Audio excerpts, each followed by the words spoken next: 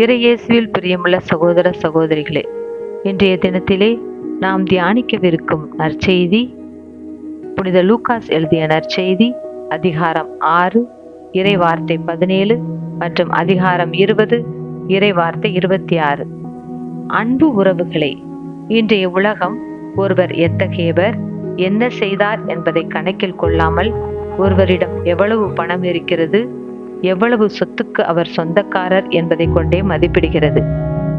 இன்றைய நற்செய்தியில் இயேசு ஏழைகள் பெயர் பெற்றவர்கள் என்றும் பணக்காரர்கள் சபிக்கப்பட்டவர்கள் என்றும் கூறுகிறார். இதற்கு காரணம் என்ன? உண்மையில் நாம் பேர் பெற்றவர்களா என்பதை வார்த்தையோடு சற்று சிந்திப்போம் வாங்க. ஏழையோர் பேர் பெற்றோர் என்று இயேசு சொல்ல காரணம், அவர்களிடம் பல நல்ல குணங்கள் காணப்படுகின்றது. அதில் 2 குணங்களை உங்களோடு பகிர்ந்து கொள்ள ஆசைப்படுகிறேன். ஏழைகள் பெரும்பாலும் தங்களுடைய வாழ்வில் கடவுளை மட்டுமே முழுமையாக நம்பி இருக்கிறார்கள்.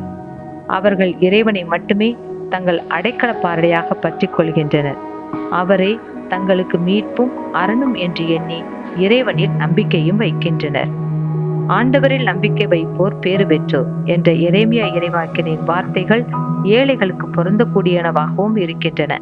உதாரணமாக புனித லூகாஸ் எழுதிய நற்செய்தி அதிகாரம் 21 இறை வார்த்தைகள் 1-4 படி இயேசு ஒரு ஏழை கைம்பெண்ணை புகழ்கின்றார். ஏனெனில் அப்பெண் தன் எதிர்கால நம்பிக்கை அனைத்தையும் இறைவன் மீது வைத்து தன் பிழைப்புக்கு என்று இருந்த 2 காசுகளையும் காணிக்கை பெட்டியில் போட்டு இருக்கிறார். காரணம், முழுமையாக இறைவனில் நம்பிக்கை வைத்ததால் தான்.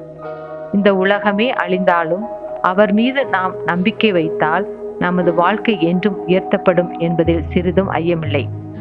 ஏழைகளிடம் காணப்படும் மற்றொரு நல்ல குணம், தங்களின் வறுமை மற்றும் துன்பத்தில் வழியாக பிறருடைய துன்பத்தையும் வறுமையையும் அவர்கள் எளிதில் புரிந்து கொள்கின்றனர். பொதுவாக துறவற சபைகளில் ஏழ்மை என்ற ஒரு வார்த்தைப்பாட்டை எடுக்க காரணம், இவ்வார்த்தைப்பாடு அவர்களுக்கு சொர்க்கத்தை கொடுக்கும் என்பதற்காக அல்ல, மாறாக பிறருடைய துன்பங்களையும் துயரங்களையும் ஆழமாக புரிந்து கொண்டு அவர்களுக்காக பணிபுரிய வேண்டும் என்ற ஒரு சிந்தனையுடன் தான் இந்த வார்த்தைப்பாட்டை கொடுக்கிறார்கள். ஆகவே கடவுள் ஏழைகளை நேசிக்க ஒரே காரணம், அவர்கள் கடவுளை நம்பினார்கள்.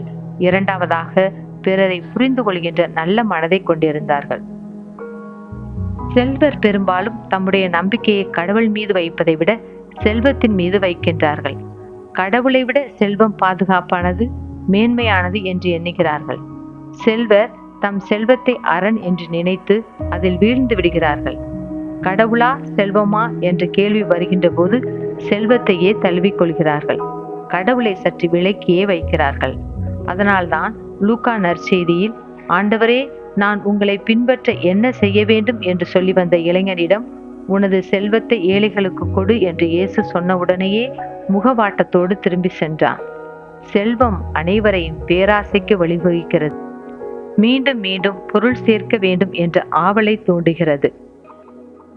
செல்வம் சேர சேர பிறர் மீது அக்கறைப்படுகின்ற குணம் குறைந்து கொண்டே வருவதையும் நம்மால் பார்க்க முடிகிறது.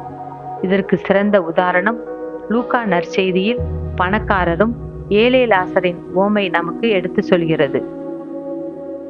செல்வம் தன்னிலே தீயது இல்லை என்றாலும் அச்செல்வம் தன்னோடு கொண்டு வரும் தீமைகளை குறித்து கவனமாக இருக்க வேண்டும் என்பதை இன்றைய நற்செய்தி பாடமாக கற்றுத்தருகிறது.